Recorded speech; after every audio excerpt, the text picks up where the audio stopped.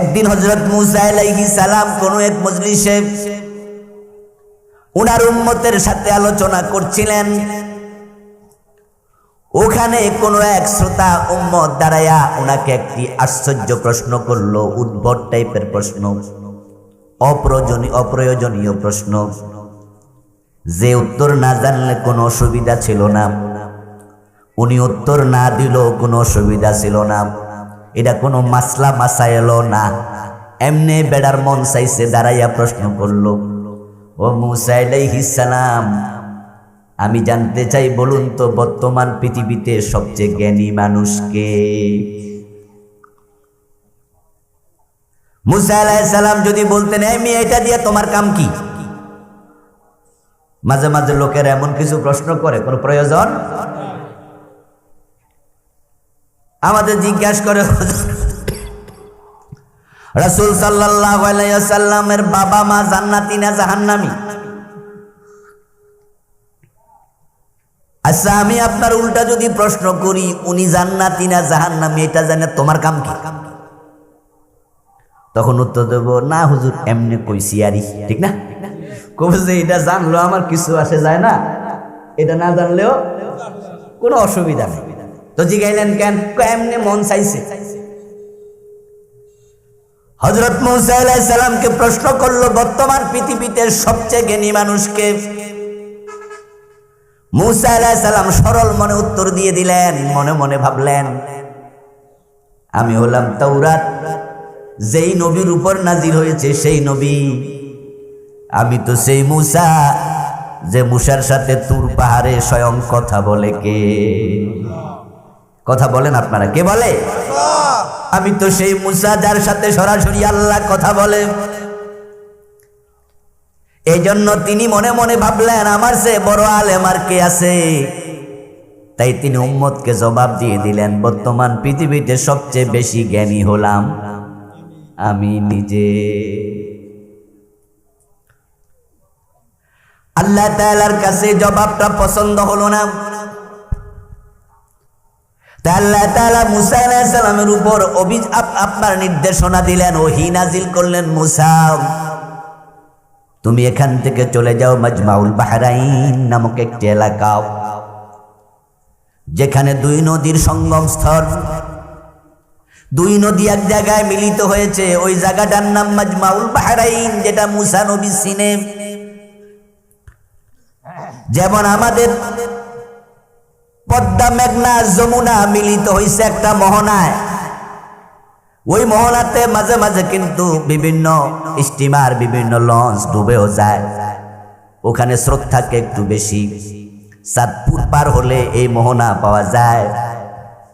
যদি পদ্মা, মেঘনা, যমুনা যেখানে মিলিত হয়েছে এই শব্দ বলি, আমরা কি দাউদকান্দি এই যে একটা গোমতী ব্রিজ আছে এটা বুঝি? এখানে কি মেঘনা নদী আইছে নাকি? আমাদের সবার ব্রেন যেমন যাবে চাঁদপুরের ওই দিকটায়। হযরত মুসা চিনেন মাজমাউল বাহরাইন কোনটা। আল্লাহ বললেন সেখানে যাও। মুসা নবী আল্লাহকে বললেন, আল্লাহ সেখানে কেন যাব? আল্লাহ বললেন, সেখানে আমার একজন বান্দা আছে যার নাম হলো খিদির। আরবিতে শুদ্ধ শব্দ যেটা হাদিসে আছে সেটা হলো খাদির, খায়ের উপরে জবর। বাংলাদেশের মানুষ কয় খিজির আলাইহিস সালাম, নাম শুনছেন? ওখানে আমার একজন বান্দা আছে খিজির, খাদির। উনার কাছে গিয়ে তুমি কিছু এলেম শিখে আসো। এখন আপনাদের কাছ থেকে আমি জানতে চাই, আল্লাহর আদেশ মানা নফল না ফরজ? এখন মুসা নবীর আল্লাহ কয় এলেম শিখতে যাও। আল্লাহ বুঝাইয়া দিলেন, এই জমিনে তোমার চেয়ে বড় আলেম আছে। অথচ কিছুক্ষণ আগে নবী মুসা উত্তরে কি বলছিল? জমিনে সবচেয়ে বড় আলেম কেডা? উনি নিজে। মুসা আলাইহিস সালাম চলে গেলেন ওনার সাথী একজন সাথে নিয়ে। কেউ বললেন তিনি তার ভাতিজা ছিলেন, কেউ বললেন বাগিনা ছিলেন। উনি একজন সঙ্গী সাথে নিলেন। আর আল্লাহ তাআলা বললেন, মুসা যাওয়ার সময় নাস্তা খাওয়ার জন্য কিছু মাছ ভাজি কইরা তোমার ফোটলায় কইরা নিও। আর যদি কোথাও এই ভাজি মাছ জীবিত হইয়া সমুদ্রে লাফ দিয়া পইরা যায়, ওখানে খুঁজা দেখবা খাজির আলাইহিস সালাম সেখানেই আছে। মাছ যদি ভাজি হয়, মাছ জীবিত থাকে না মরা? মরা মাছ জীবিত করার ক্ষমতা আল্লাহর আছে না নাই? এই জন্য মূসা নবী আল্লাহর এই বিষয়ে কোনো প্রশ্ন করেন নাই। মরা মাছ জীবিত হইয়া সাপ লাফ দিয়া সমুদ্রে পড়ে যাবে যেখানে, ওখানে খুঁজে দেখবে খিজির আছে। হযরত মূসা আল্লাহকে প্রশ্ন করেন নাই, কারণ তিনি জানেন মরা মাছ জীবিত করার ক্ষমতা আল্লাহর আছে। আমরা যখন মরে যাব, আল্লাহকে আমাদের জীবিত করবে না? মিনহা খালাকনাকুম ওয়া ফিহা নুঈদুকুম ওয়া মিনহা নুখরিজুকুম তারাতান উখরা। এই জমিন থেকে তোমাদের বানাইছি, এই জমিনে তোমাদেরকে আবার ফিরিয়ে দেব, এবং এই জমিন থেকে আরেকবার তোমাদেরকে জীবিত করে আমার সামনে দাঁড় করাবো। হযরত মূসা আলাইহিস সালাম চলে গেলেন, মাজমাউল বাহরাইন নামক এলাকা পার হয়ে গেলেন। ওনার ক্ষুধা লাগলো, চলতে কষ্ট পাচ্ছেন, কিছুটা ক্লান্তি। উনি আবার উনার সঙ্গীকে বলল, ও মিয়া, ক্ষুধা লাগছে, একটু খাবার টাবার বাইর করো পোটলা থেকে। তখন সঙ্গী উনাকে বললেন, হুজুর, ঘটনা তো একটা ঘটে গেছে। কি ঘটনা? নাস্তা করার জন্য যে মাছ ভাজি করে আনছিলেন, আমি দেখছি পিছনে এক জায়গায় পোটলা থেকে একটা মাছ জীবিত হইয়া লাফ মাইরা পানির মাঝে পইরা গেছে। মূসা আলাইহিস সালাম বলে, আরে মিয়া, আরো আগে কইলা না কেন? হিয়া নিয়ে তো আসল কাম। আমি যার কাছে এলেম শিখার জন্য আসছি, আমার আল্লাহ তো বলছে ওখানে তাকে পাবো। ওই জায়গাটা চিনবানি? হুজুর চলেন সামনে দেখি চিনি কিনা। এখন দুইজন মিলে আবার ফিরে আসলো, এসে দেখে ভাজি মাছটা যে জায়গায় পড়ছে, ওখানের পানির মাঝে কিছু তেলের চিহ্ন লাইগা আছে। মাছ ভাজি করলে তেল লাগেনি তো, ভাজি মাঝে লাফ দিয়া পড়ছে, ওখানে তেল বাটতেছে।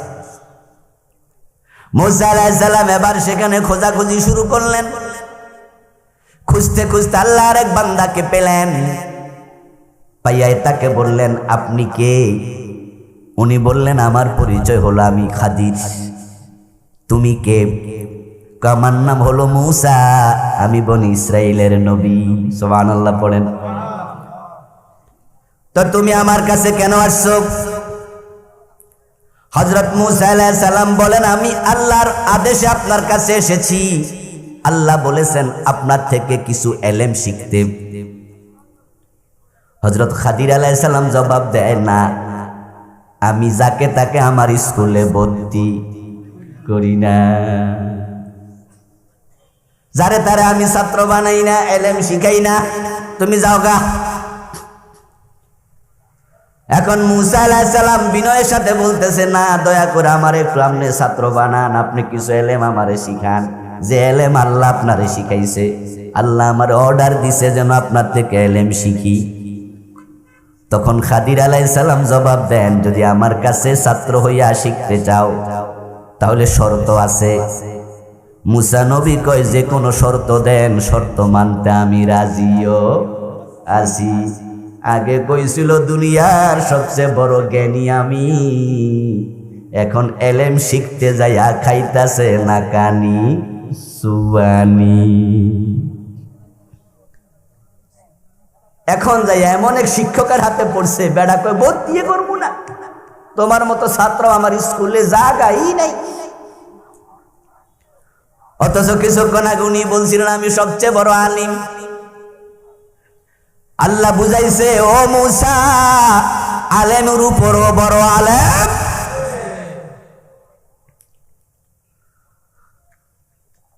হুজুর কি শর্ত দেবেন বলেন?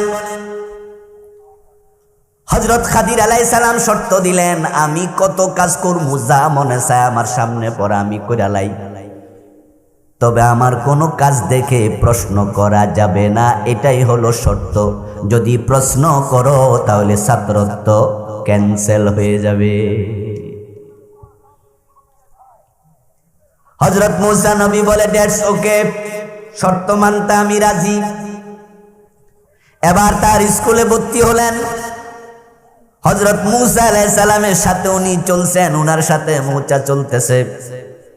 পর পর তিনটি ঘটনা ঘটছে। হযরত মুসা আলাইহিস সালাম দেখলেন একজন ব্যক্তি উনাকে নৌকা দিয়া হযরত মুসাকে সহ পার করাইছে। নদী পার হইয়া ওই পাশে যাইয়া উনি একটা কুড়াল লইয়া নৌকাটা কোদাল দিয়া কাইটটা পানির ডুবাই দিছে। মুসা নবী কয় কামটা করলেন কি?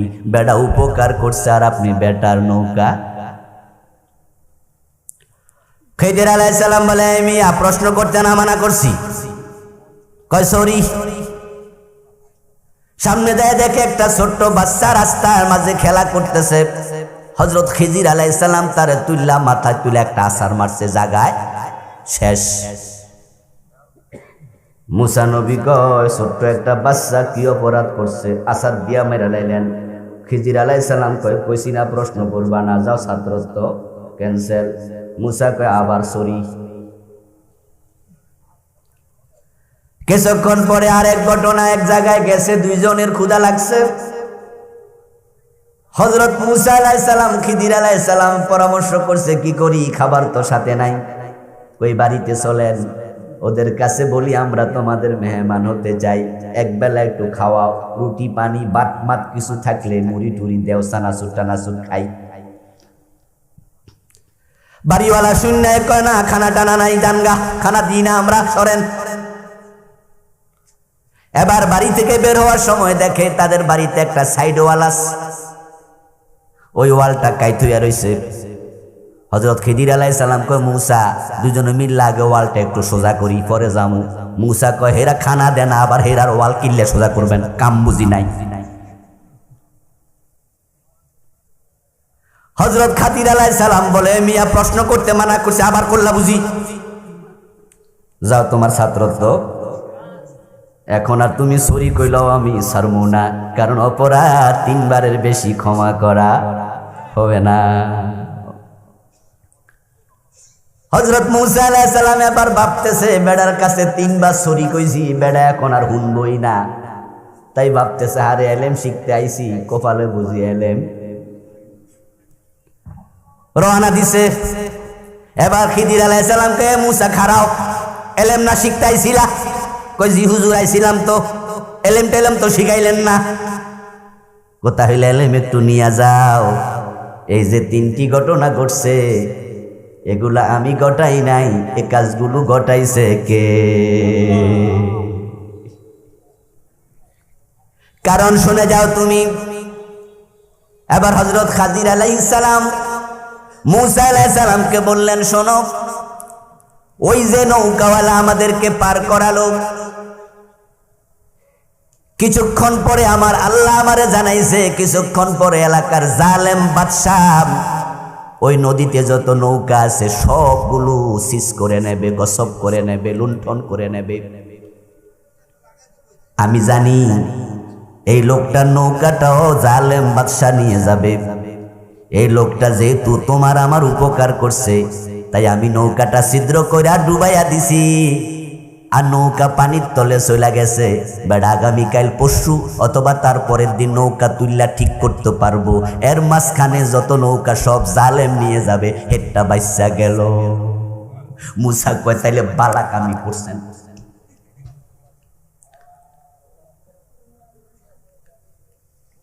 ওই যে রাস্তার মাঝে একটা ছোট্ট ছেলে খেলতেছিল, আছাড় মারছিলাম। কই জি,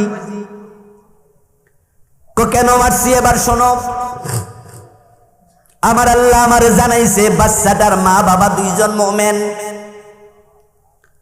কিন্তু এই বাচ্চাটা বড় হইয়া সে হবে কাফের। তারপরে সে তার মা বাবা দুইজনেরও কাফের বানাইবে, বানাইয়া তিনজনে মিলে জাহান্নামে ডুববে। আমার আল্লাহ কইছে তার আছাড় মাইরা মাইরালা তাহলে মা বাপ দুইজন রে কাফের বানাইতে পারবে না, সে একা জাহান্নামে যাক, মা বাপ তো বাঁচা গেল। মুসা নবী কই কামের কামি করছেন। জাহান্নামী হইতো কয়জন? ওয়াজ কি বাড়িতে নিবেন নি? তাহলে জবাব দিয়ে, জাহান্নামী হইতো কয়জন? এখন একজন রে পাঠাইছে, বাইসা গেল কয়জন? মানুষের জীবনের দাম বেশি না আল্লাহর জান্নাতের দাম বেশি? ইয়েস, এজন্য তো আমরা যুদ্ধের মাঠে শহীদ হইতে পরোয়া করি না, ঠিক কি না? আল্লাহর জান্নাত পাওয়ার জন্য হাসতে হাসতে ফাঁসির মঞ্চে চলে যায় এমন আল্লাহর বান্দাও আছে না নাই? শহীদ হলে কি পাওয়া যায়? শহীদ হলে কি পাওয়া যায়? একজন রাসার মাইরা জাহান্নামে পাঠাইছেন, ভালো কাম করছেন। কমপক্ষে তার মা বাবা দুইজন তো জাহান্নামী হয় নাই, তারা তো বাইসা গেল। তারপরে বললেন, এবার শোনো, ওই বাড়িওয়ালার কাছে খাবার চাইছিলাম, তারা আমারে খাবার দেয় নাই, তারা খাবার দেয় নাই, কিন্তু তাদের ওয়াল আমি কেন তোমারে নিয়ে সোজা করছি? এই বাড়িতে একজন ভদ্রলোক ছিল যে মারা গেছে, তার দুইটা ছোট ছোট নাবালেক বাচ্চা আছে। ওই ভদ্রলোক তার সঞ্চিত কিছু টাকা পয়সা একটা মটকার ভিতরে, একটা মাটির পাতিলের ভিতরে বইরা, এটা মাটির নিচে রাইখা গেছে, ঠিক এর উপরে সেই ওয়ালটা ছিল। এই বাচ্চাগুলো যখন বড় হবে তখন তারা তাদের এই মটকাটা খুঁজে পাবে, কিন্তু ওয়ালটা কাইট হয়ে গেছে। যদি এটা পড়ে যায় তাহলে তো মটকাটা বের হয়ে যাবে, ওই নাবালক শিশু তো টাকা পয়সা পাবে না, অন্যরা দেখলে তো নিয়ে যাবে। এই জন্য আমি ওয়ালটাকে সোজা করছি যেন মানুষ তার টাকা নিতে না পারে। মুসা কয় তাহলে তো কামের কামই হইছে। এবার খাদির আলাইহিস সালাম বলে, মুসা এই এলেম আমি তোমার শিখাইলাম, এবার বাড়ি যাও গা। তবে তুমি প্রশ্ন 3 বার করছো, চতুর্থবার তোমাকে আর ক্ষমা করব না।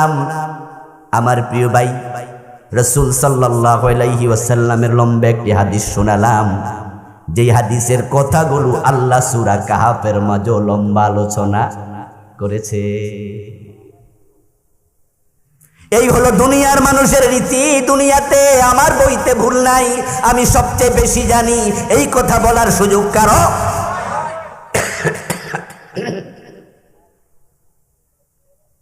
এই জন্য পৃথিবীর কোন লেখক আমার বইতে ভুল নাই দাবি আজ পর্যন্ত করেনি।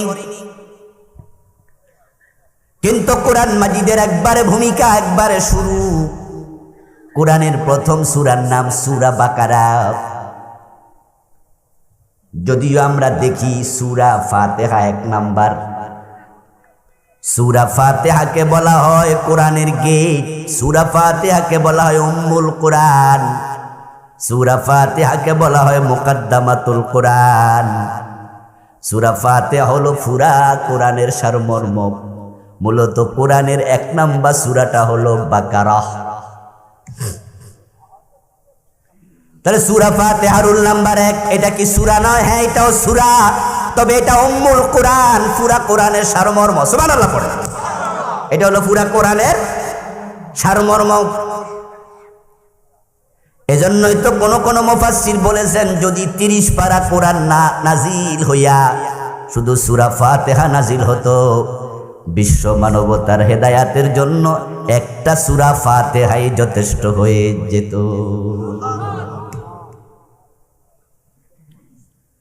তাহলে সূরা ফাতিহা হলো কোরআনের জিস্ট, কোরআনের সারমর্ম।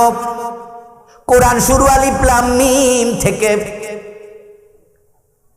এখন আলিফ লাম মিম যালিকাল কিতাব লা রাইবা ফি। শুরুতে আল্লাহ কয় এমন এক কিতাব আমি তোমাদের জন্য। ও দুনিয়ার মানুষ শোনো, এই কিতাবের মাঝে ভুল দূরের কথা, ভুলের কোনো সম্ভাবনাও নেই। এই আয়াত নাজিল হওয়ার পরে 1400 বছর চলে গেল। এই 1400 বছরে কোরআনে ভুল আছে, এটা কেউ প্রমাণ করতে পেরেছে? আপনাদের কাছ থেকে কিছু প্রশ্ন করে জবাব চাইবো, যারা জানেন জবাব একটু দিয়েন। কথায় কথায় আসবে, শুনতেও ভালো লাগবে, বলতেও ভালো লাগবে। কোরআনের দোষ ধরার জন্য কিছু জালেম ওত পেতে বসে আছে না নাই? কোরআনের সাথে দুশ্মনী করে এমন জালেম দুনিয়াতে আছে কিনা? হিন্দু, বৌদ্ধ, খ্রিস্টান তাদের কথা বাদ দেন, নাস্তিকদের কথা বাদ দেন, কিছু মুসলমানের সন্তানও কোরআনের সমালোচনা করে এমন আছে না নাই?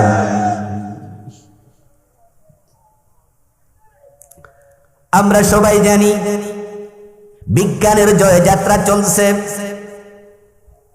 এখনকার মানুষ বিজ্ঞানের ক্ষেত্রে এত দূর আগাইছে, পৃথিবীর অতীতের কোন জাতি বিজ্ঞানের ক্ষেত্রে এত দূর আগাইতে পারে নাই। এখন প্রযুক্তি এমন আগানো আগাইছে, পেটের মাঝে যদি কারো পাথর হয় পিত্তথলিতে, আজ থেকে 20 বছর 30 বছর আগে এটা অপারেশন করার জন্য পেট কাটা লাগতো, কিন্তু এখন এমন যন্ত্র আবিষ্কার করেছে রঞ্জন রশ্মির মাধ্যমে প্রেসার দিয়া পিত্তথলির পাথরটা ক্রাশ করে গুড়া গুড়া বানাইয়া প্রস্রাবের সাথে বের করে ফেলে। পেট কাটার কোনো প্রয়োজন আর নাই। বিজ্ঞান এমন আগানো আগাইছে, এখন মানুষ মঙ্গল গ্রহে যাওয়ার জন্য পরিকল্পনা করছে। আপনারা যারা অ্যাস্ট্রোনমি, কসমোলজি, মহাজাগতিক বিজ্ঞান, নাসার বিভিন্ন তথ্য কম বেশি জানেন, দেখেন এই বিষয়গুলো তারা সবাই কম বেশি জানেন। এখন মানুষ মহাকাশে এমন কিছু নবযান পাঠায়, যে নবযানগুলো কোটি কোটি মাইল দূরে চলে যায়, সেখান থেকে ছবি তুলে নাসার বিজ্ঞানীদের কাছে পাঠায়। নাসার বিজ্ঞানীরা ওই নবযানের মাধ্যমে দুনিয়ার মানুষকে বিভিন্ন তথ্য দেয়। যখন মহাকাশে নবযানগুলো যায়, যাওয়ার সময় হাজার হাজার মাইল গতিতে, স্পিরিটে হাজার হাজার মাইল গতি নিয়ে তারা যাওয়া লাগে। এখন যাওয়ার সময় মঙ্গল গ্রহের মাটিতে গিয়ে নামবে, হতে পারে তার চাকার কোনো নাট লুজ হয়ে গেছে, আর যদি নামার সময় ক্রাশ করে তাহলে উদ্দেশ্য ব্যাহত হবে, তাই সে চাকার নাট শক্ত করে টাইট দেয়া লাগবে। নাসার বিজ্ঞানীরা আমেরিকায় বসে কম্পিউটারের মাধ্যমে তারা ওই মহাকাশের নবযানটার যে স্ক্রুটা ঢিলা হয়ে গেছে সেটা জমিন থেকে তারা টাইটও দিয়ে দেয়। এই যে কয়দিন আগে, গত 2-3 বছর আগে বঙ্গবন্ধু স্যাটেলাইট আকাশে পাঠাইছে, শুনছেন তো? এটা বাংলাদেশের পক্ষ থেকেই পাঠানো হয়েছে, টাকা পয়সা সব আমাদের গভর্নমেন্ট দিয়েছে। এইভাবে স্যাটেলাইট আমেরিকা অনেক আগে পাঠাইছে, ইউকে পাঠাইছে, ফ্রান্স পাঠাইছে, জার্মানি পাঠাইছে, চায়না পাঠাইছে, আমাদের পাশের রাষ্ট্র ভারত আরো অনেক আগে পাঠাইছে। এক একটা স্যাটেলাইট কয়েক টন ওজন।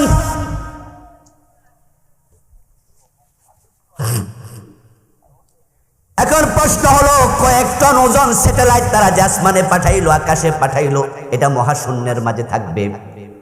ওখানে যাওয়ার পরে ওখানে নাট মাট দিয়া কিসের লগে আটকাইলো, এটা পরে না কেন? কয়েক টন ওজন একটা স্যাটেলাইট সেখানে থাকবে কিভাবে? এই যে স্পেস, মহাশূন্য, আমার প্রিয় ভাইয়েরা, আজকের বিজ্ঞান এমন আগানো আগাইছে, ওখান থেকে তারা পৃথিবীকে নিয়ন্ত্রণ করছে। এই যে আমরা বিভিন্ন মাহফিলে যাই রাতের বেলায়, চিনি না রাস্তাঘাট, আগে গাড়ি খাড়া করে করে মানুষ জিগাইতাম অমুক জায়গায় যাবো, কিন্তু এখন এগুলোর প্রয়োজন আর হয় না। আমাদের মোবাইলের মাঝে জিপিএস সিস্টেম আছে, শিক্ষিত লোকেরা এগুলো জানে। আমি ঢাকা থেকে বের হয়ে আমি ভাবি যে আমি নোয়াখালী যাব, কোথায় মাইজদি যাব, কতক্ষণ লাগবে? টিপ মারলে আমার মোবাইল আমাকে বলে দেয় 3 ঘন্টা 58 মিনিট। আর এত সময় লাগবে কেন? এত তো লাগার কথা নয় ড্রাইভার সাহেব। জিপিএসটা দেখো, বলো হুজুর লাগবে না কেন? দাউদকান্দি 25 মিনিটের জ্যাম, অথচ আমি আছি তখন ফারুঙ্গে। এই যে দাউদকান্দি ব্রিজে 25 মিনিটের জ্যাম লাগে আছে, আমি বাসায় বসে দেখতেছি।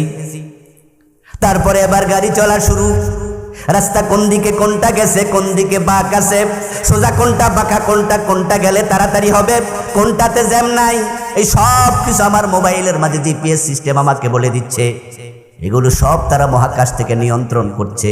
এই যে বিজ্ঞানের জয়যাত্রা চলতেছে, বিজ্ঞানীদের মাঝে হিন্দু, ইহুদি, খ্রিস্টান বিজ্ঞানী আছে না নাই? আল্লাহ 1400 বছর আগে বলছে কোরআনে কোনো সন্দেহ নাই, ভুল নাই। যদি কোনো ভুল থাকতো তারা কম্পিউটার দিয়া ঠিকে বাইর কইরা লাইতো।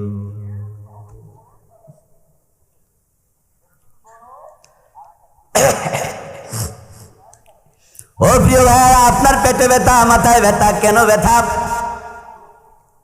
খাইলেও ভালো লাগে না, না খাইলেও ভালো লাগে না, শুইলে খারাপ লাগে, হাঁটলে ব্যথা লাগে, যাওয়ার পরে পুরা বডিটা মেশিনের ভিতরে ঢুকাইয়া দেয় এমন মেশিন, এমআরআই মেশিন ঢুকাই দিবে, আধা ঘন্টা রাখবো, ঠিক ঠিক করে সব বাইর করে নেব, পুরা বডি স্ক্যানিং করে ফেলবে, বডি নয় পুরা গাড়ি।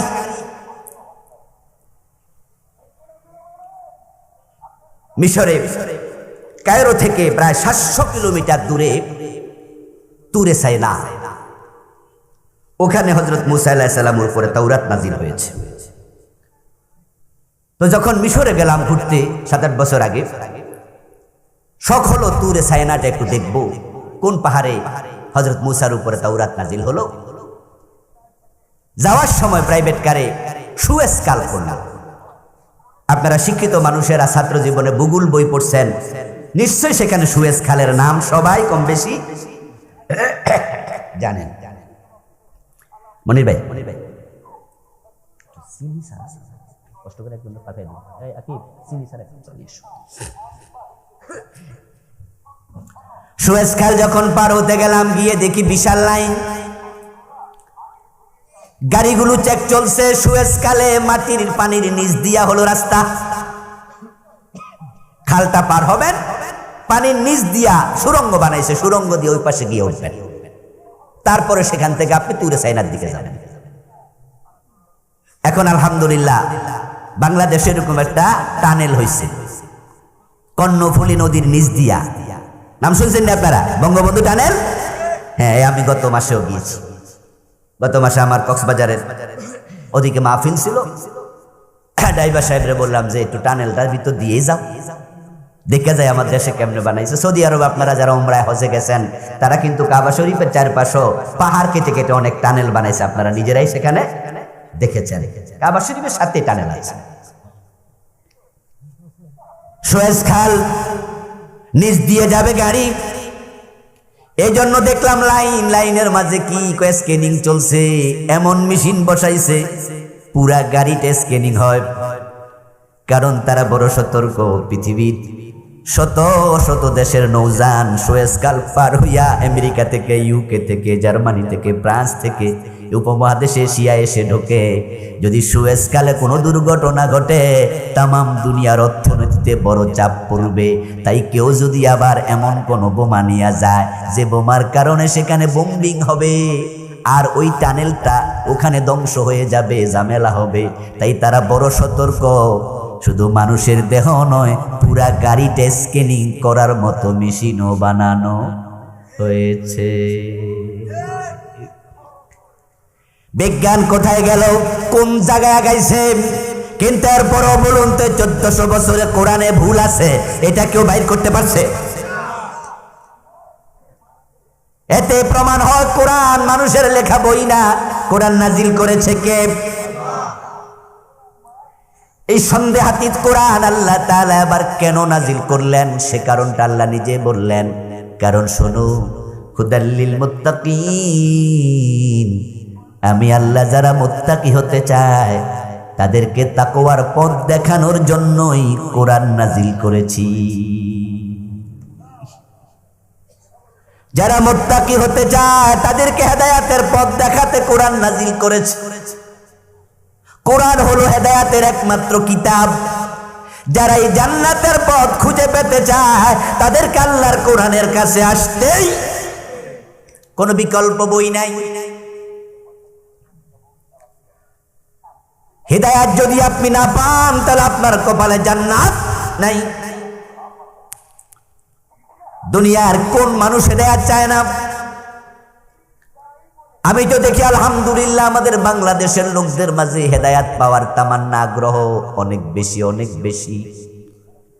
এই জন্য আপনি দেখবেন রংপুর থেকে দিনাজপুর থেকে ট্রাকের উপরে উইটা বাসের বনাটে বৈশা বাসের ছাদে উইটা পীর সাহেবের বাড়িতে যাওয়ার জন্য দিনাজপুর থেকে ঢাকার মতিঝিলে চলে আসে। আমাদের দাউদকান্দি থেকে হিল ট্যাক্সে পীর সাহেবের বাড়িতে চলে যায় হেদায়াত পাওয়ার জন্য। আমাদের দেশের লোকেরা এক এক পীর সাহেবের মাহফিলে এতটা দল বেঁধে যায়, হুজুরদের উরুসের মাঝে মাহফিলের মাঝে 2 লাখ 3 লাখ 5 লাখ লোক উপস্থিত হয়, এমন দরবারও আছে।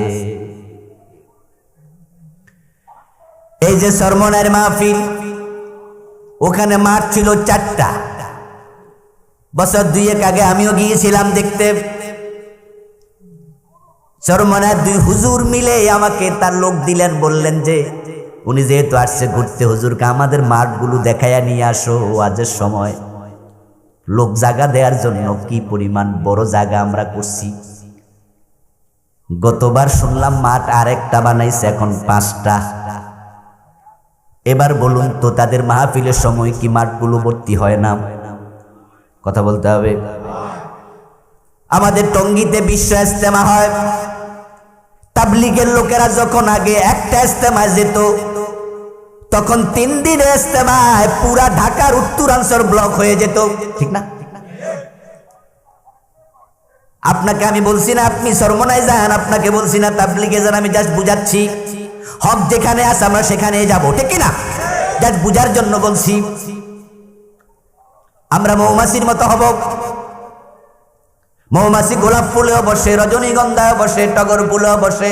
রজনীগন্ধায় শুধু বসে না, শুধু গোলাপ ফুলে বসে না। মৌমাছি বলে নাই অন্য ফুলে যাব না, বরং সে সরিষা ফুলেও যায়। আবার যখন সে দেখে গাছের মগডালে খেজুর গাছের রস পড়ে, মৌমাছি মধু সংগ্রহের জন্য খেজুর গাছের আগাতেও উড়ে। এর মানে কি? মধু আছে যেখানে মৌমাছি সেখানে, ইসলাম আছে যেখানে আমরাও আছি সেখানে। আমরা কোথাও খুঁটা গাইরা দেব না। আমাদের দেশের লোকদের এখানে একটা বদ অভ্যাস আছে। বদ অভ্যাসটা হলো যে যেখানে গেছে খুঁটা মেরে দিচ্ছে।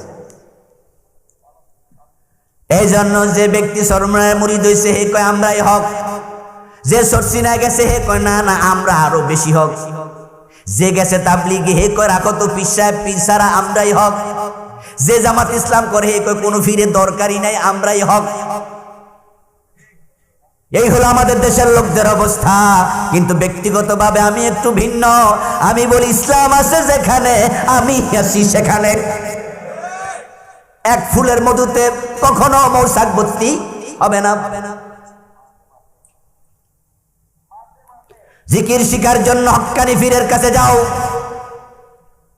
ইকরামুল মুসলিমের শিকার জন্য প্রয়োজনে তাবলীগ জামাতে যাও, আবার জিহাদ শিকার জন্য ইসলামী আন্দোলনে যোগ দাও।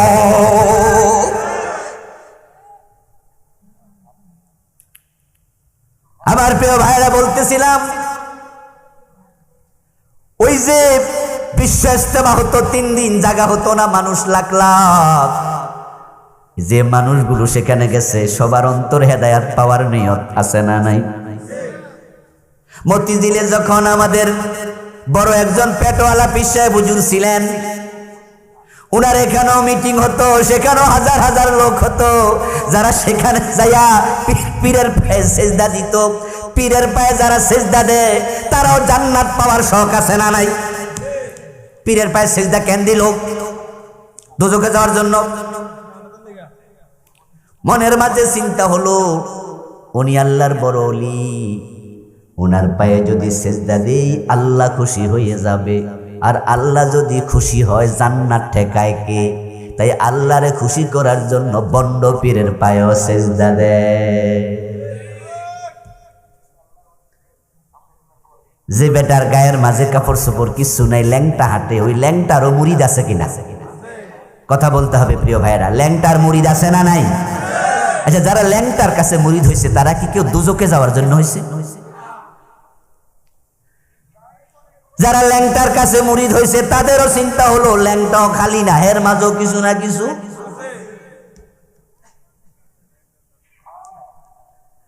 কোরআনের পাখি কুমিল্লা টাউন হল ময়দানের মাহফিলে তিনি আলোচনা করতে গিয়ে বলেছিলেন, ছাত্র জীবনে শুনেছি ও মিয়া ল্যাংটার কাছে কি আছে, ল্যাংটা তো দেখাইয়া হে রাখছে, আর কি চাও তোমরা?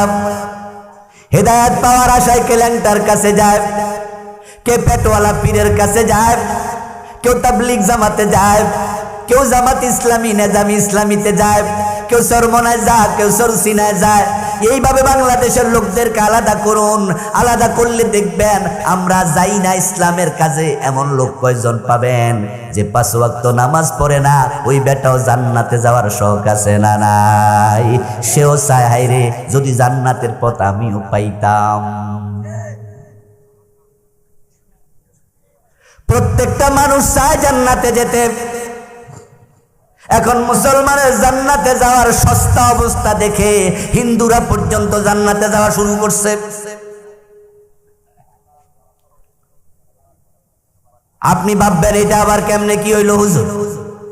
আমি বলবো দাউদকান্দি বাজারে যান, দাউদকান্দি বাজার কেন নইয়ার বাজারে গেল পাবেন কিছু হিন্দু ভদ্রলোক আছে মরা বাবার ছবিটা দোকানের মাঝে টানাইয়া গলার মাঝে ফুলের মালা দিয়া নাবি বরাবর লিখা দিছে স্বর্গীয় সত্যেন্দ্র নারায়ণ দাস, স্বর্গীয় শ্যামল দত্ত। বাবার ছবির মাঝে স্বর্গীয় লেখা, এমন ছবি কি আপনাদের নজরে পড়ে নাই? স্বর্গীয় শব্দের বাংলা অর্থ কি দেখেন? হিন্দু মিয়া পর্যন্ত তার বাবার অলরেডি জান্নাতে পাঠাইয়া দিছে। জান্নাতে যাওয়ার শখ কত, আমরা জান্নাতে যামু, আর হে বেড়া অলরেডি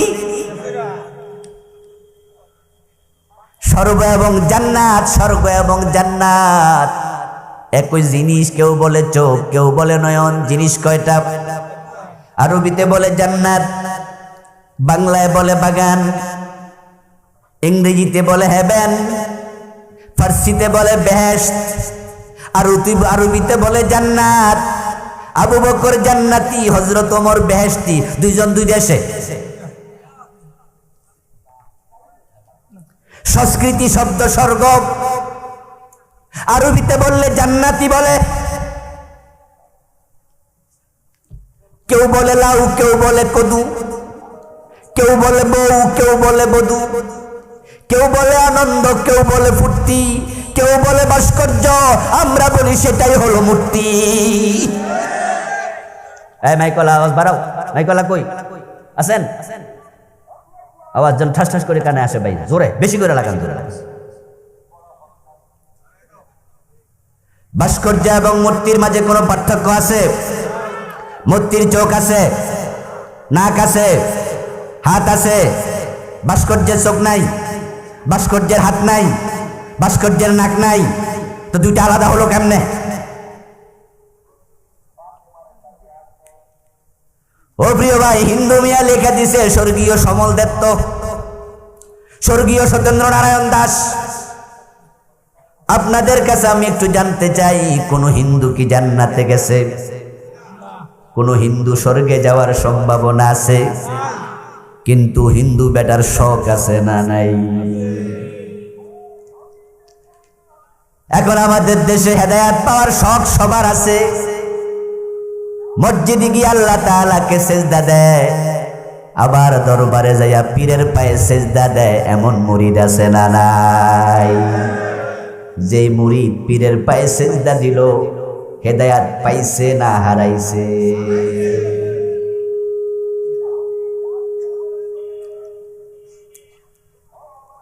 এই জন্য আপনি জান্নাতের পথ যদি পেতে চান, হেদায়েতের পথ পেতে চান, আপনাকে কোরআনের কাছে আসতে হবে। কোনটা জান্নাতের পথ, কোনটা জাহান্নামের পথ, এটা দেখানোর জন্যই আল্লাহ কোরআন নাজিল করেছে। এবার আপনাদের কাছে একটু সরল উত্তর চাই। যাহা সত্য তাহা একটু বলিবেন, যদিও নিজের বিপক্ষে যায়, সত্য বলতে দ্বিধা করবেন না। একটু মেহেরবানি করে আওয়াজ দিয়ে আপনারা বলুন তো, আমাদের দেশের লোকেরা হেদায়াতের জন্য কোরআনের কাছে বেশি যায় না পীর সাহেবের কাছে বেশি যায়?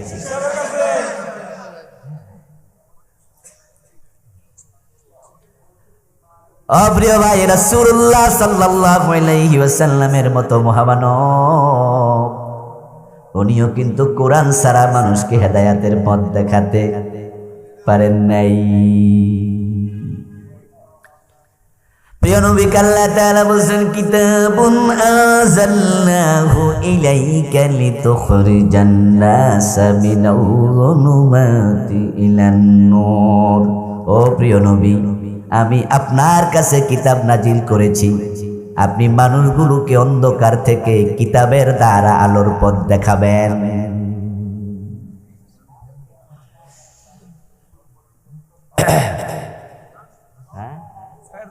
আনো কিন্তু একটা হরন আমার কানে দেন, আপনার এসব দিয়ে হবে না, যার একটা হরন ডাইরেক্ট আমার কানে দিয়ে দেন, আমার কণ্ঠ নষ্ট হয়ে যাচ্ছে। রাসূলুল্লাহ সাল্লাল্লাহু আলাইহি ওয়াসাল্লামের বয়স যখন 17, প্রিয় নবী 17 বছর বয়সে হিলফুল ফুজুল নামে একটা সংগঠন বানাইছে। এই নাম আপনারা নিশ্চয় সবাই শুনেছেন, শুনেন নাই? রাসূলুল্লাহর বয়স তখন কত? 17। তখন তিনি একজন যুবক, ডানে বামে সামনে পিছে তাকিয়ে বিশ্ব নবী দেখেন পুরাটা আরব দেশ অন্ধকারে ডুবে আছে। প্রিয় নবীজি দেখেন হত্যা, সন্ত্রাস, ধর্ষণ, খুন, মদ, সুদ, রাহাজানি, চিন্তাই এমন জুলুম চলছে। বাবা নিজের হাতে নিজের মেয়েটাকে জীবিত কবরে দাফন করছে। মেয়েদেরকে জীবিত কবর দিত, এমন ঘটনা রাসূলের জামানায় ছিল কিনা? জোরে বলেন, জাহেলিয়াতের যুগে ছিল কিনা?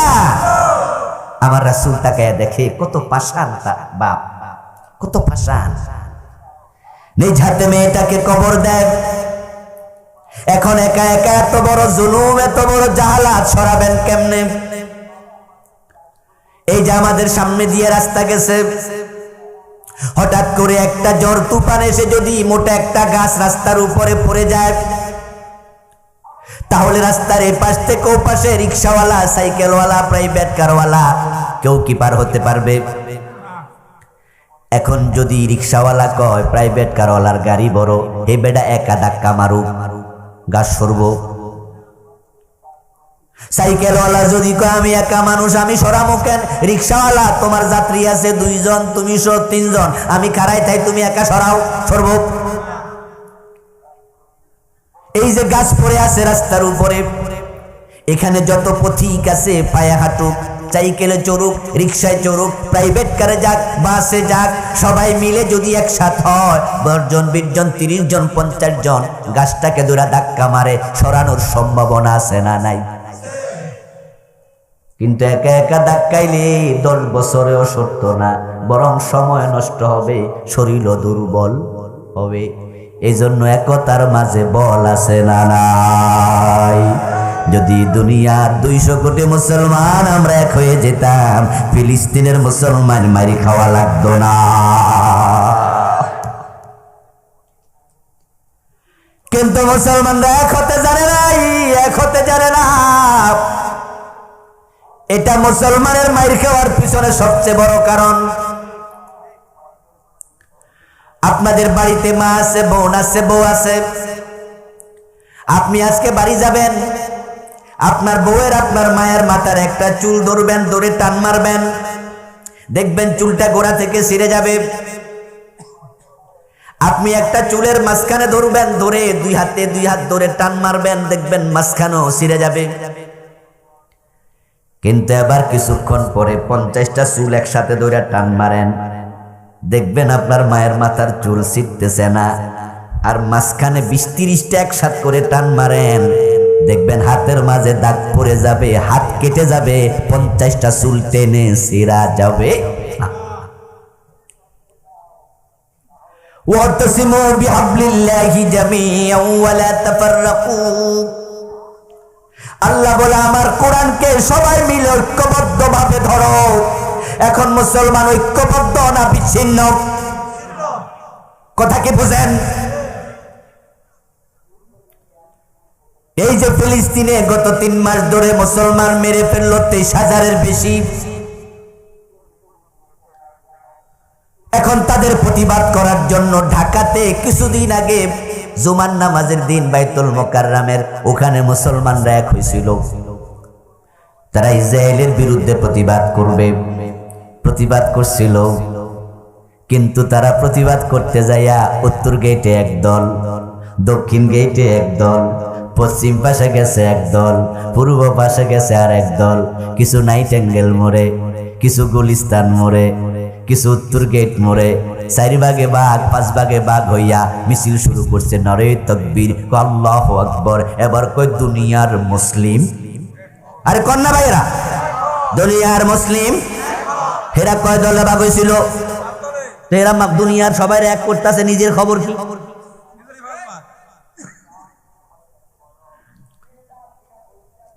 বাইতুল মুকাররমে নামাজ পড়লো এক ইমামের পিছনে, নামাজ পড়লো জুমা, কিন্তু মিছিল করার সময় এক দল না 5 দল। তো হেরা মুখে কয় দুনিয়ার মুসলিম, আবার কি হইব? নিজেরা এক হইছত নি?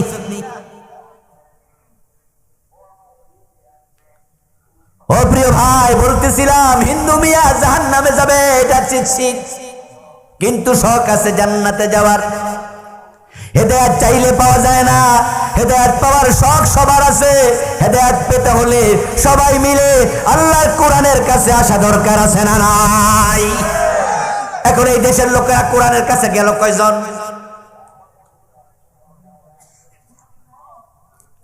এই যে আমার সামনে যারা বসে আছেন, 50 বছর নামাজ পড়ে, অথচ সূরা ফাতিহাটা বিশুদ্ধভাবে তেলাওয়াত করতে পারে না এমন নামাজিও এখানে 2-1 জন আছে।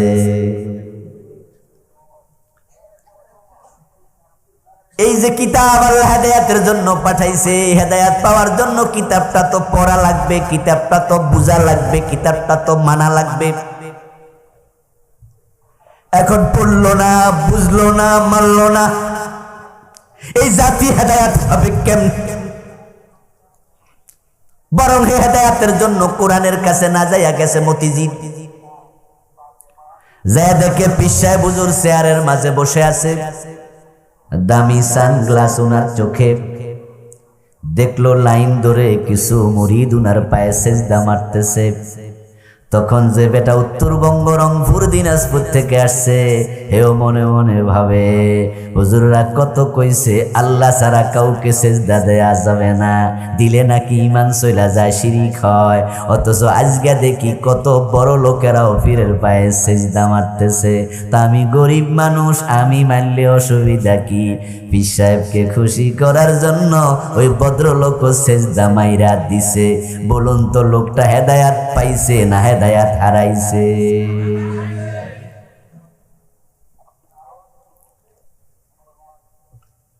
এই লোকটা যদি হেদায়াতের তল্লাশি হইয়া আসে যাইতো আল্লাহর কোরআনের কাছে, তাহলে আল্লাহর কোরআন তাকে বলতো কাযা রাব্বুকা আল্লা তা'বুদু ইল্লা ইয়াহু, তোমার রবের ফয়সালা এক আল্লাহ ছাড়া কারো ইবাদত করা যাবে না। এখন পীরের পায়ে সেজদা দেওয়ার সময় সে ভাবতো যে পীর পায়ে সেজদা নেয় এটা হক্কানি পীর না, এটা ভণ্ড।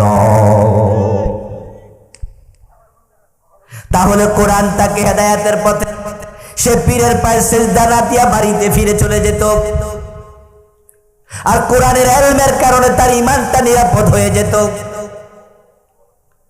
আরেকজন পীর সাহেবের কাছে গেছে মুরিদ হতে, যাইয়া দেখে পীর সাহেব হুজুর অনেকগুলো মহিলার সাথে গল্প করতেছে। উনার কাছে এক পাশে পুরুষ মুরিদ বসা, আরেক পাশে মহিলা মুরিদ বসা। মহিলাদের বোরকা টোরকা ঠিকঠাক মতো নাই, বেপর্দা হুজুর মুরিদ বানায়। যদি কোরআনের এলেম থাকতো তাহলে লোকটা বলতো পর্দা করার কথা কোরআনে আছে না নাই? পর্দা করা নফল না ফরজ? তো যে পীর সাহেব ফরজ মানে না, এটা পীর না ভণ্ড? এ কোরআনের ইলম তাকে ওই ভণ্ড পীরের হাত থেকে বাঁচাইতো। আমি আপনাদেরকে বলবো, পীরের কাছে যাওয়ার আগে কোরআনের কাছে যান। আল্লাহর হাবিব দেখলেন 17 বছর বয়স, পুরা আরব দেশ জাহালাতে ডুবে আছে, এখন কেমনে জগদ্দল পাথর সরাবেন, বিশাল পাথর। এজন্য তিনি সমবয়সী যুবকদেরকে সাথে নিয়ে হিলফুল ফুজুল বানাইছে। একা একা পারবে না তো, তাই যুবকদেরকে সঙ্গে নিছে। মানুষের বাড়ি বাড়ি গেছে, মানুষকে বুঝাইছে চুরি করো না, ডাকাতি করো না, মদ খাইও না, দর্শন করো না, মেয়েদেরকে জীবিত কবর দিও না, হানাহানি মারামারি করিও না, ভালো হয়ে যাও, ভালো হইয়া যাও, ভালো হইয়া যাও। বলতে বলতে রাসূলুল্লাহর বয়স হয়ে গেল 40। কত? শুরু করছেন কত বছর বয়সে? মাশাআল্লাহ, ওয়াজ বুঝা গেল, শুনতেছে মনোযোগ দিয়া। লোক কম হইলে আমার কোনো অসুবিধা নাই, 5 জনও যদি হেদায়েত পায় এটাতেই সফলতা, ঠিক কি না? আমার প্রিয় ভাই 17 বছর বয়সে শুরু, এখন বয়স প্রিয় নবীর 40, চলে গেল 23 বছর। 23 বছর বয়সে এসে প্রিয় নবী পিছনের দিকে একটু ফিরে তাকালেন। পিছনের দিকে ফিরে তাকায়া হিসাব করতেছেন, দেখি কয়জন মানুষ চুরি ডাকাতি ছাড়ছে। সকাল থেকে দোকানদারি করতে করতে করতে করতে রাতের 11টা বাজা গেছে, এখন বাড়ি চলে যাবে। দোকানদার দরজাটা লাগাইয়া ক্যাশে হাত দিয়া হিসাব কইরা দেখে আজকে মোট কয় টাকা বেচা হইছে। 23টা বছর প্রিয় নবী পরিশ্রম করলেন। এখন 40 বছর বয়সে যাইয়া পিছনের 23 বছরের হিসাব করতেছে, দেখি কয়জন মানুষ ভালো হয়েছে। তাকাইয়া দেখে একটা চোরও চুরি ছাড়ে নাই, কোন ডাকাত ডাকাতি ছাড়ে নাই, মেয়েদেরকে জীবিত কবর দেওয়া বন্ধ হয় নাই। অন্ধকারে ডুবে থাকা মানুষগুলো অন্ধকারে ডুবে আছে। তখন তিনি ভাবতে শুরু করলেন, কি করা যায়, সমাজটা পরিবর্তন তো করতেই হবে। যারা সমাজ পরিবর্তন করতে চায় তারা সমাজ ছাইরা পলায়া জঙ্গলে যায় না, তারা সমাজ থেকে চেষ্টা করে, ঠিক কি না? এই জন্য ইসলামে জঙ্গলে চলে যাওয়ার কোনো অনুমতি আছে? ইসলামে কোনো বৈরাগ্যবাদ নেই। ডাক্তারের কাছে রোগী গেছে 103 ডিগ্রি জ্বর, ডাক্তার ওষুধ দিল, 3 দিন পরে আবার গেল রোগী, যাইয়া মাইপা দেখে 104। ডাক্তারকে ওষুধ পাল্টাইয়া দেই, লক্ষণ ভালো না, 2-1টা পরীক্ষা করে আনেন। পরীক্ষা নিরীক্ষা করে 7 দিন পরে আবার গেছে, জ্বর এখনো 104-এর কমে না, 105। ওই রোগী দেখা ডাক্তার দৌড় মাইরা চেম্বার সাইরা পলাইয়া যাবে, নাকি প্রয়োজনে মেডিকেল বোর্ড বসাবে। আমার নবী 23 বছর চেষ্টা করলেন, সমাজ পরিবর্তন হয় নাই, তাই বলে তিনি পালিয়ে যান নাই, তিনিও ধ্যানে বসে গেলেন গারে হেরাতে। মক্কা থেকে অনতি দূরে জাবালে নূর পাহাড়ের চূড়াতে একটি গুহা আছে, যার নাম গারে হেরা। আল্লাহর হাবিব সেখানে বসে ধ্যানমগ্ন হলেন। আমার রব কলিজার খবর জানে, কলবের খবর জানে। আমার এই বান্দাটা সমাজ পরিবর্তনের জন্য 23টা বছর কষ্ট করছে, সমাজ পরিবর্তন হয় নাই দেখে ভাবতেছে কি করা যায়। আমার আল্লাহ তখন জিবরিল আমিনকে পাঠাইয়া দিলেন, কোরআন নাজিল হওয়া শুরু হয়ে গেল। জিবরিল এসে প্রিয় নবীকে আজা কইরা ধরছে 3 বার, বুকের সাথে জড়াইয়া দইরা জোরে জোরে গর্ষণ মাইরা ছাইরা দিছে। অর্থাৎ আল্লাহর পক্ষ থেকে যে ফয়েজ, যে বারাকা নিয়ে আসছে, বুকের সাথে বুক মিলাইয়া জিবরিল আমিন সে বারাকা রাসূলের কলবের মাঝে ট্রান্সফার করে দিছে।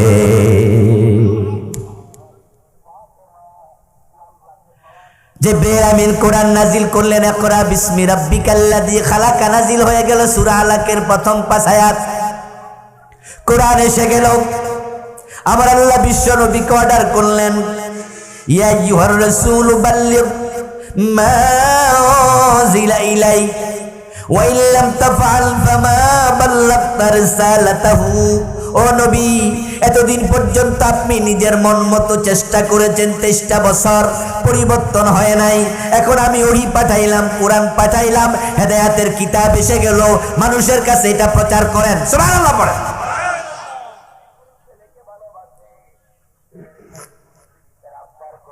রাসূলুল্লাহ সাল্লাল্লাহু আলাইহি ওয়াসাল্লাম আবার প্রচার করতে শুরু করলেন কোরআন।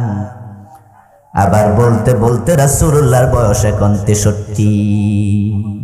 কত বলুন? 63 হয়ে গেল রাসূলের বয়স।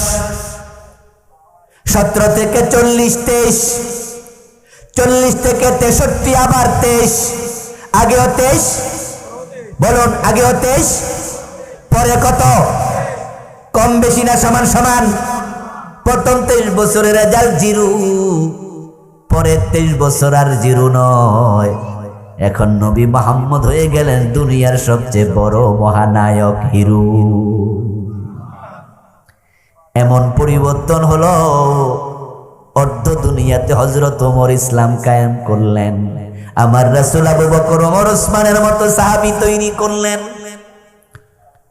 ইসলাম আসলো, জাহালাত দূর হয়ে গেল, মানুষ হেদায়েত পেয়ে গেল। এই কোরআন হলো হেদায়েতের মূল মন্ত্র। এখন আমরা হেদায়েত চাইলে, শান্তি চাইলে বাংলার জমিনে আল্লাহর কোরআন কায়েম দরকার আছে না নাই? কিন্তু পরিতাপ, ওই কোরআন তো প্রাইমারি সিলেবাসে নাই, ওই কোরআন তো হাই স্কুলের সিলেবাসে নাই। নতুন নতুন করে কত আবিষ্কার হয়, কেমনে টিরিং টিরিং সাইকেল চালায়, কেমনে ফেক ফেক কইরা ব্যাংলা পায়, এগুলো ট্রেনিং হয়। কিন্তু আল্লাহর কোরআন কেমনে শিখায়, সিলেবাস এগুলোর ট্রেনিং দেওয়ার মতো চিন্তা ভাবনা নাই। কোরআনের ট্রেনিং না দিলে মুসলমান হেদায়েত কেমনে পাইবা? এই সিলেবাসে কোরআন না ঢুকানোর কারণে তো আমরা কি দেখি?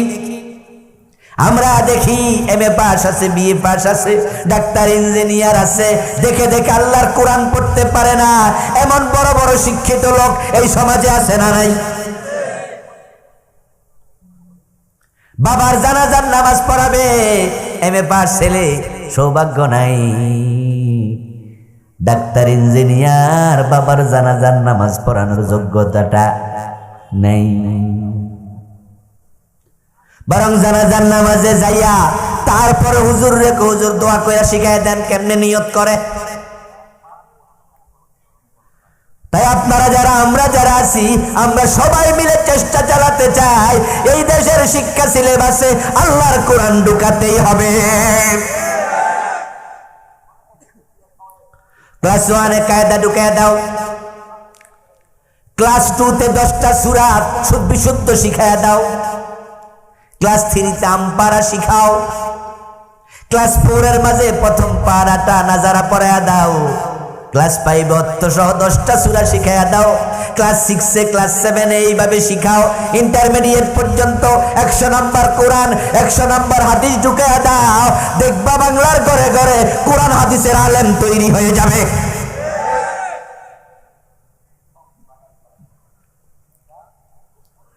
এই 52টা বছর শিক্ষামন্ত্রী হিন্দু কয়জন ছিল? বাংলাদেশের বয়স তো 52 পার হইয়া 53 পড়লো। আমার জানা মতে একটা হিন্দু শিক্ষামন্ত্রী হয় নাই, কোন হিন্দু বৌদ্ধ প্রেসিডেন্ট, প্রধানমন্ত্রী হয় নাই। তো সবাই যদি মুসলমান হয়, সিলেবাস আল্লাহর কোরআন, রাসূলের হাদিস ঢুকানোর সুযোগ আছে না নাই? এই 52টা বছর যারা সুযোগ থাকার পরেও কোরআন হাদিসকে সিলেবাসে ঢুকাইল না, আল্লাহর দরবারে মামলার আসামি হওয়ার সম্ভাবনা আছে কিনা? এখন সিলেবাসে তো কোরআন হাদিস নাই। এখন আপনার দায়িত্ব কি, আমার দায়িত্ব কি?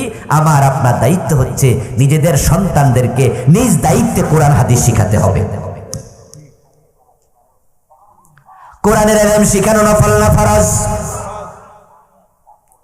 তলাবুল ইলমি ফরিদা আলা কুল্লি মুসলিম। হিন্দুর ঘরে জন্ম নিয়ে হিন্দু থাকা যায়, বেদ, গীতা, মহাভারত, রামায়ণ, উপনিষদ পড়া লাগে না। বৌদ্ধের ঘরে জন্ম নিয়ে বৌদ্ধ থাকা যায়, ত্রিপিটক পড়া লাগে।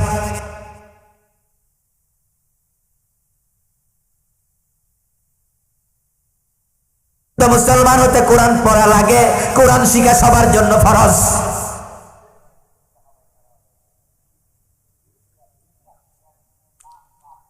হাশরের ময়দানে প্রিয় নবী আল্লাহর কাছে তার অনেক উম্মতের বিরুদ্ধে মামলা করবে, রাসূল সুপারিশ করবে। এই ওয়াজ জীবনে অনেক শুনেছেন, আজকে শুনুন, রাসূল শুধু সুপারিশ করবে না, কিছু কিছু উম্মতের বিরুদ্ধে আল্লাহর কাছে মামলাও করবে। ওয়াকালার রাসূলু ইয়া রাব্বি ইন্না কওমি ইত্তাখাযু হাদাল কুরআনা মাহজুরা।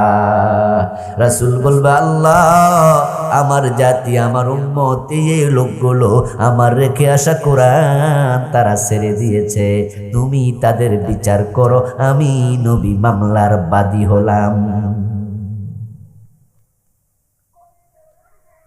এজন্য আপনারা যারা সন্তানকে কোরআন শিখান নাই, আপনি হবেন মামলার আসামি, আর মামলার বাদী হবে নবী মুহাম্মদুর রাসূলুল্লাহ সাল্লাল্লাহু আলাইহি ওয়াসাল্লাম।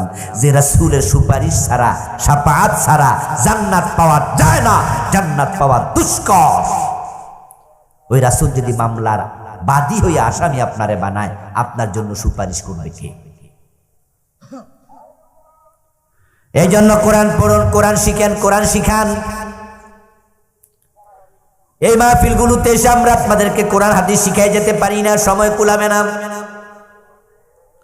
আর আমি যদি এখন ওয়াজ বন্ধ করে সূরা ফাতিহা মাশক করা শুরু করি, তাহলে লোকজন মনে মনে কইব সূরা ফাতিহা শেখানোর জন্য ডাকাতে হুজুর আনন লাগে নাকি, উনি এসব শুরু করছে কি? অথচ দোস্ত, কান খুলে শোনো, আমি আবুল কালাম আজাদের ওয়াজ যদি 100 দিনে টানা একটানা শুনতে থাকেন, ওটার মূল্য যত সূরা ফাতিহা বিশুদ্ধ করে শিক্ষার মূল্য এর চেয়ে 1000 গুণ বেশি। এই ওয়াজ শোনা নফল, শুনলে সওয়াব আছে, না শুনলে গুনাহ নাই। কিন্তু সূরা ফাতিহা বিশুদ্ধ করে শিখা নফল না ফরজ? কোন মাহফিলে সূরা ফাতিহা বিশুদ্ধ শিখাইছে? কোন মাহফিল ওযু 4 ফরজ শিখাইছে? কোন মাহফিলে নামাজের আরকান আহকাম 13 ফরজ শিখাইছে? কোন মাহফিলে নামাজের 14টা ওয়াজিব শিখাইছে? কোন মাহফিলে ঈমান ভঙ্গের 10 কারণ শিখাইছে? কোন মাহফিলে শিরিক কোনগুলো, বেদাত কোনগুলো গইনা আস্তে আস্তে শিখাইছে? মাহফিলগুলোতে এগুলো সময় পাওয়া যায় না। আমরা আপনাদেরকে ইন্সপায়ার করি, উৎসাহিত করি, ইমোশন তৈরি করি, রাস্তা দেখায়া দেই। যেমন ট্রেনের ইঞ্জিনিয়ার, ট্রেন যারা কর্তৃপক্ষ ট্রেন রুট বানায়, তারা ট্রেনটারে কেরান দিয়া দইরা ট্রেনের রাস্তার মাঝে তুলে দেয়, পরে ড্রাইভার চালাইয়া ঢাকা থেকে চিটাং চলে যায়।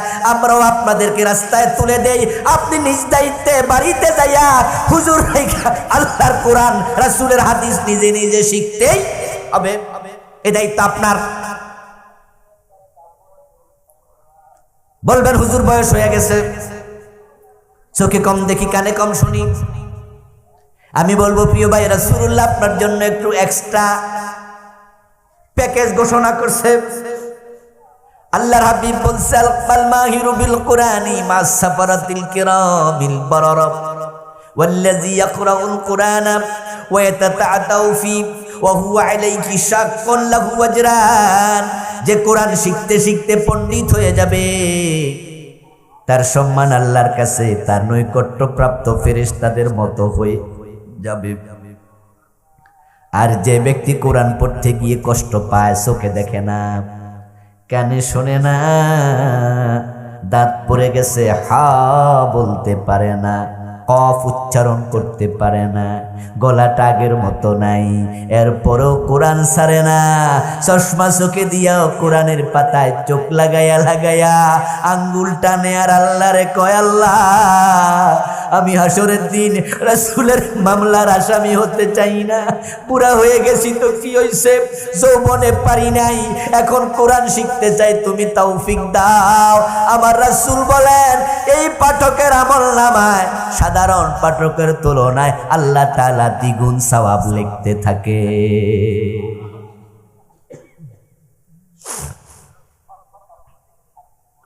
وقال النبي صلى الله عليه وسلم ما جاءه الموت وهو يطلب العلم ليحيي به الإسلام فبينه وبين النبيين درجة واحدة। যে ব্যক্তি দিন বুঝার জন্য, মানার জন্য, দিনের মরা বিধানগুলোকে জিন্দা করার জন্য কোরআন পড়বে, হাদিস পড়বে, পড়তে পড়তে আজরাইল হাজির। যদি ওই অবস্থায় মৃত্যুবরণ করে, প্রিয় নবী বলেন তাকে আল্লাহ খুশি হইয়া নবীর পাশের জান্নাতটা দিয়ে দেবে। সন্তানকে কোরআনের আলেম বানাবে যেই বাবা, যেই মা, হাসরের দিন আল্লাহ সে বাবা মায়ের মাথার মাঝে নূরের তাজ আল্লাহ নিজে পরাইয়া দেবে। কোরআন হাদিস শিখার জন্য যারা যাবে মাদ্রাসায়, ময়দানে যাবে, মসজিদে যাবে, মাহফিলে, তাদের পায়ের নিচে আল্লাহর ফেরেশতারা রহমতের পাখা বিছাতে শুরু করে।